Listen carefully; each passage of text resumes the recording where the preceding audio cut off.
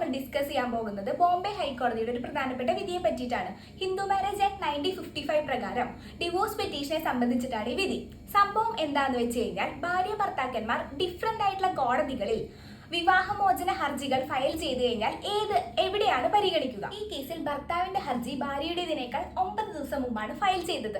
കൂടാതെ ഭാര്യയുടെ അഭിഭാഷകൻ ചില സുപ്രീം കോടതി വിധിന്യായങ്ങളും അതുപോലെ തന്നെ സെക്ഷൻ 24 ഓഫ് CPC പ്രകാരവും ഭാര്യയുടെ സൗകര്യം കൂടി കണക്കിലെടുക്കണമെന്ന് വാദിച്ചു. എന്നാൽ സെക്ഷൻ 21A ഇത്തരം ട്രാൻസ്ഫറുകൾക്കുള്ള പ്രത്യേക നിയമമായതിനാൽ ഇത്തരത്തിലുള്ള പൊതുവായിട്ടുള്ള കാര്യങ്ങളിൽ ഇത് അപ്ലിക്കബിൾ ആവില്ല എന്ന് കോടതി പറഞ്ഞു. എന്നാൽ കോടതി ഈ പ്രശ്നങ്ങൾ ലഘൂകരിക്കുന്നതിനായി ചില തീരുമാനങ്ങളിലെത്തി. ഒന്നെങ്കിൽ വീഡിയോ കോൺഫറൻസ് വഴി ഹാജരാവുക, അതല്ലെങ്കിൽ യാത്രാ ചിലവുകൾ ഹസ്ബൻഡ് നൽകുക. ഇതിൽ നിന്ന് എന്ത് മനസ്സിലാക്കാം?